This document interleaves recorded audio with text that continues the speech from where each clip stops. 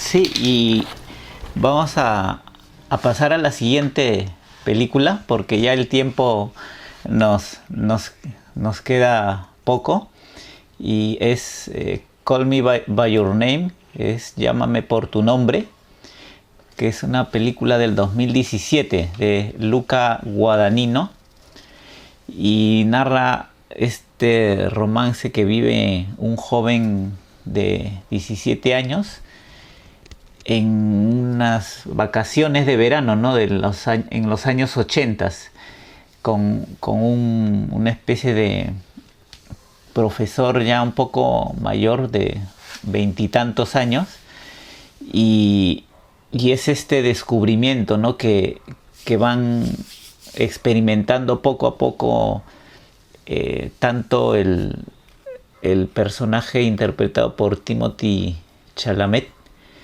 y de este especie de profesor, ¿no? Que está ayudando al padre con unos trabajos, con unas investigaciones, ¿no? Y, y me gustó la forma tan natural en que se narra la película y en que suceden las cosas, ¿no? Es una película que, a pesar de que no tiene momentos climáticos, grandes momentos climáticos, ni curvas así como el cine característico de Hollywood, es una película más pausada, más tranquila. Digamos, lo que ahí priman son más que todo las emociones, ¿no? Que van viviendo los personajes, principalmente el joven, ¿no? Que es el que está recién empezando a descubrir lo que siente por ciertas personas, ¿no? Entonces es como una película de descubrimiento donde se trata de conocerse, de interrogarse y de saber qué es lo que uno desea para sí mismo, ¿no? Y eso me gustó bastante. No sé qué te pareció a ti, John. Tiene sus cosas esta película. A mí lo que me llama la atención es de que, como tú lo has dicho, no hay muchas escenas climáticas, no hay mucha tensión.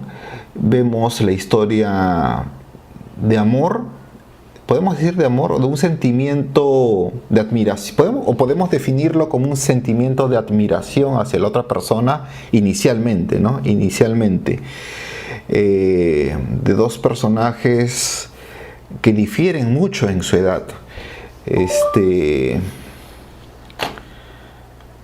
Espérate, perdón, disculpa, ya. Entonces, pero acá noto una especie de, lo voy a definir así, como una especie de engañamuchachos, puedo decir esta frase, en el sentido de que todo lo que vemos, esta relación que surge,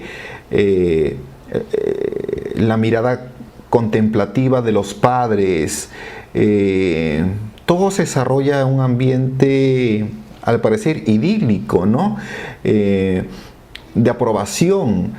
Vemos, ¿y por qué puede suceder esto? Puedo suponer porque vemos que es se desarrolla dentro de una especie de personajes que viven en un ámbito intelectual, que al parecer, al tener mucho conocimiento sobre la cultura griega o el pasado romano que ellos estudian, al parecer en esta especie de finca a las afueras de la ciudad, les da cierta apertura de mente para aceptar todos los tipos de amor que pueden existir en este mundo. Bajo esta especie de atmósfera se puede permitir este tipo de amor o de sentimiento de admiración hacia la otra persona. Pero Pero ¿qué podría suceder si esta misma situación se desarrolla con otros personajes, en otras condiciones? Sería sería el mismo sentimiento, la misma aceptación que podríamos tener nosotros. O sea, dicho en otras palabras, esta historia funciona solamente porque se desarrolla en ese contexto. Han creado esta especie de infraestructura familiar para que la historia funcione, tanto en el libro como en la película. Entonces eso me da a pensar estas situaciones para poder juzgar esta película, Leo. Sí, o sea, tiene de repente una forma de ser contada que tendrías que ver en cada caso cómo son los personajes, cómo son sus lugares donde viven, las cosas que han vivido y tal vez no funcionen en otro ambiente, ¿no? De repente, sí, como mencionas, porque ¿no? permíteme cortarte, porque hasta el muchacho, el adolescente de 17 parece, es muy cultileído, ¿no? Lee poemas, toca el piano y recibe la visita de este personaje que también es culto. Entonces, esta especie de lecturas que haya tenido ha hecho que tenga esta especie de apertura mental. Pero, como digo, solamente funciona allí esta historia de amor, no podría funcionar en otros ámbitos. Entonces ahí está la duda. Pero de por sí, al margen de esto, yo he disfrutado la película. Es una película sin sobresaltos, sin muchas olas dramáticas, y funciona bien. Es una película que funciona bien, pero tampoco para el aplauso unánime que ha tenido según las críticas que estaba leyendo, Leo. Sí, como mencionas, el mundo que se retrata en esta película es un mundo intelectual de personas, de profesores, de universidad, parece, ¿no? Que tienen como una cultura más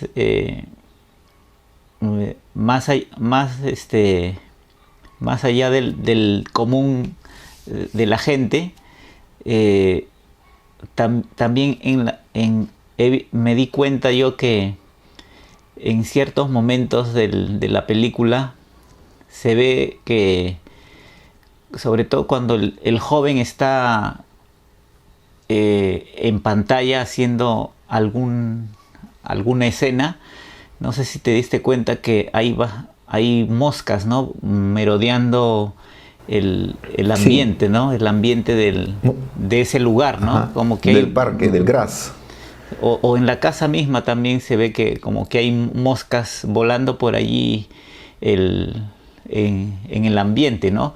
Y esto también me remite a interpretarlo como hay también como una alegoría filosófica de Sócrates, creo, que menciona al tábano, o sea, a la mosca, como él se hacía llamar, como que él era, este filósofo se hacía llamar como un tábano, porque este tábano, esta mosca, representa la molestia, la incomodidad de las cosas, y que hace que una persona esté en constante reflexión sobre su vida, ¿no? O sea, este tábano que sobrevuela y que te da vueltas en la cabeza es como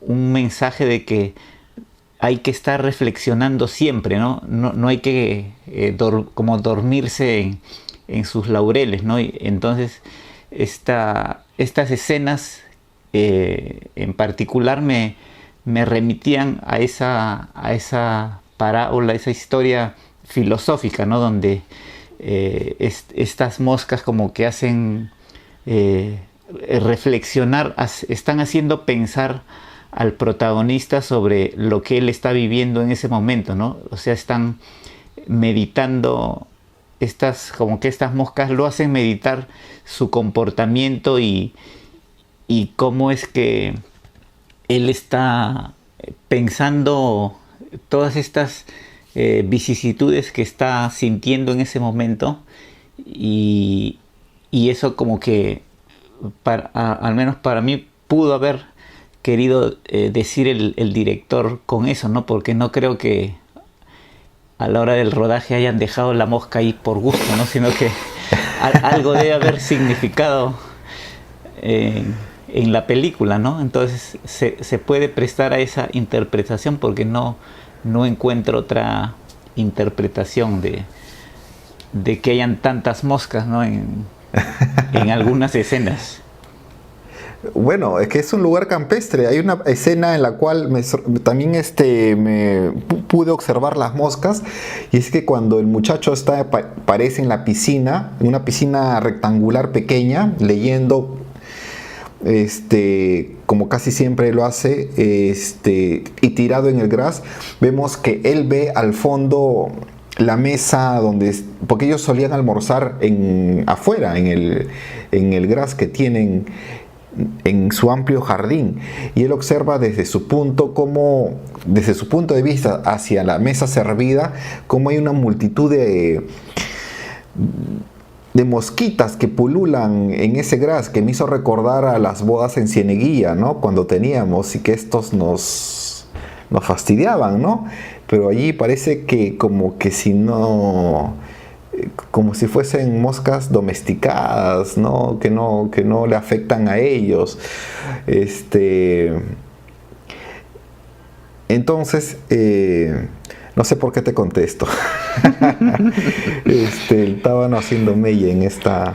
Pero no creo que el director haya querido decirnos algo con la presencia de estas moscas. Yo simplemente creo que es algo que ya estaba ya dentro de los... de lo que uno se puede encontrar cuando se graba, pues, en ambientes rústicos, ¿no? En ambientes de campo. No se puede hacer mucho, no se puede no prescindir de estos tábanos.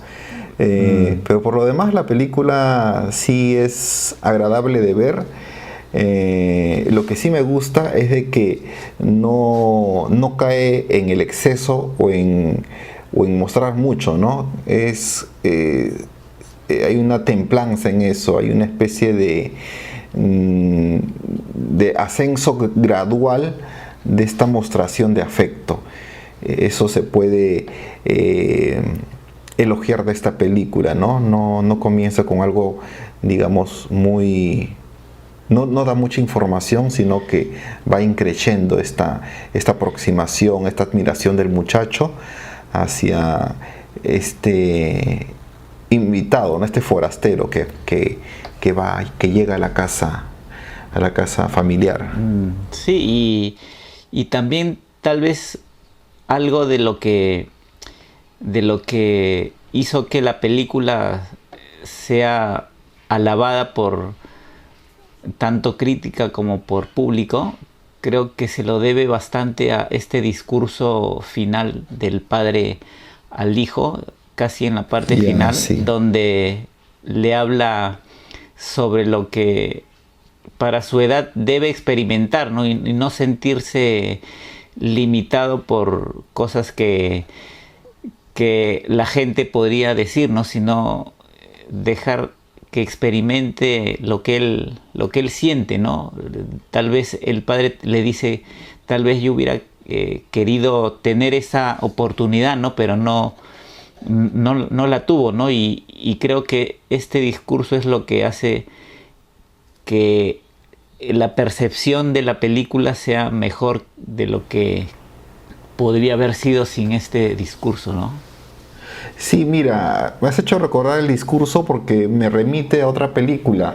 ¿Tú te acuerdas de Espartaco, la película de Kubrick? Hay una escena eliminada que lo sacaron, que es el diálogo entre Tony Curtis y el amo. No sé, creo que es Laurence Olivier. Cuando Tony Curtis, haciendo de esclavo, baña a su amo en esa escena. En esa escena en particular se sucede un diálogo en el cual el amo le dice a su esclavo si es que le apetece comer ostras o caracoles. Y su esclavo le dice, voy a resumirlo porque es como 5 minutos de esta escena, lo voy a resumir diciendo de que el esclavo le dice, yo como ostras cuando me apetece y caracoles cuando me apetece.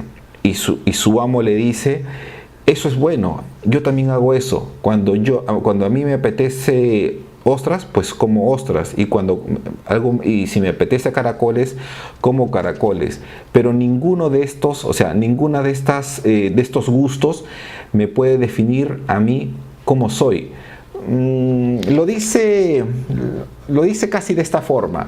Entonces, volviendo a la película de Call Me by Your Name, en esta escena del diálogo con el padre, vemos que el padre le da este discurso y le dice de que ha tenido en su pasado, en su juventud, una experiencia similar. Pero vemos que en la actualidad el padre es un burgués casado con una mujer y al parecer es una familia armónica, ¿no? Donde todo funciona, dando a entender de que los gustos que uno puede tener no tienen que ser afectados con etiquetas que la sociedad lo puede poner, ¿no? Como gays o como afeminados o maricones, sino que simplemente, al parecer, responden a gustos que uno puede tener durante su adolescencia, infancia o madurez, pero que pueden quedar allí y que uno puede posteriormente seguir experimentando y hasta que pueda consolidar o buscar o tener la familia que uno desee. Entonces, esta escena del diálogo entre el padre y su hijo me remite a esa escena de Stanley Kubrick, Leo. Sí, creo que es la parte más climática de la película y también por eso sube sus puntos, ¿no? con ese momento, ¿no? No sé si como ya llegamos ya a la parte final del podcast, si tienes alguna recomendación o algo de lo que has visto o sobre este tema que quieras recomendar. Bueno, películas con respecto al amor hay muchas, como tú lo dijiste al inicio, y hay muchas que quedaron en el tintero. Yo no he visto esta película que es aclamado por el público, que estaba dentro de la lista pero que no lo pusimos, que es Cuando Harry conoció a Sally, con Billy Crystal, que tiene una de las escenas más memorables también de la historia del cine. Voy a ver esa. Y también la recomiendo porque está bien catalogada dentro de la crítica y del público. El público también lo ha valorado bien. Puede que no haya envejecido bien, pero como tú también lo has dicho, responde a una película que funcionó en su momento, ¿no? Funcionó en su tiempo y hay que verla así también. No, por ejemplo, hace algún tiempo escuchamos de que películas como Lo que el viento se llevó estaba siendo criticada por por cómo estaba siendo, cómo fue tomado, cómo fue visto la esclavitud en esa época, ¿no? Por su tinte racista. Y eso motivó para que la cadena donde estaba siendo exhibida, creo que la HBO, lo sacara de su parrilla durante un tiempo. Hay que tener cuidado con estas películas en criticarlas en base a visiones actuales. Esa película responde a un tratamiento que erróneo, no funcionó en su momento, y hay que verlos de esa forma, con esta especie de revisión histórica que podemos tener de estas películas. Por lo demás, Leo, agradecemos a nuestros televidentes por habernos visto, y será hasta el otro viernes, y durante la semana vamos a informar de las películas y del tema del cual vamos a hablar el siguiente viernes. Sí, bueno, yo quería así chiquito nomás recomendar una que está en Netflix, una así más actual, que se llama El amor de Silvia, que es una película... ¿Perdón, cómo se llama? El amor de Silvia. Ya. Que es una película de más o menos ambientada en los años 60, la historia de un músico talentoso y una joven aspirante a productora de televisión, ¿no?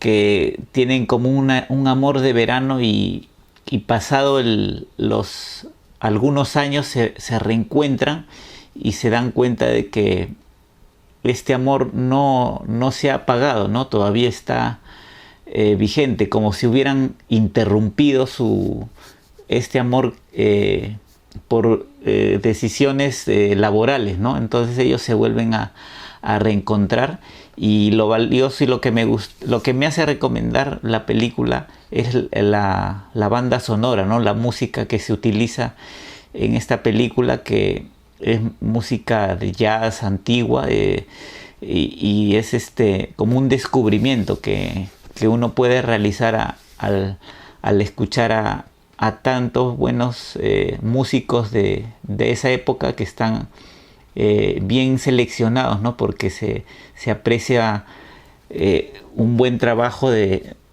adaptación de estas músicas a la película misma, ¿no? Y por eso se las recomiendo, y está en Netflix, así que la pueden ver allí. No, perdón, está en Amazon Prime, la pueden ver allí en Amazon Prime, o buscarla en internet, ¿no? Y bueno, eso sería todo por hoy, y les recomendamos que nos sigan, ¿no? En nuestros canales de YouTube, en nuestra cuenta de Facebook, y allí vamos a ir comentando los próximos temas, ¿no? Que vamos a tratar, y esperamos ya reencontrarnos la próxima semana, ¿no? Así que ya nos estamos viendo hasta la próxima. Chao. Permiso, amigos, nos vemos. Chao, Leo, buenas noches.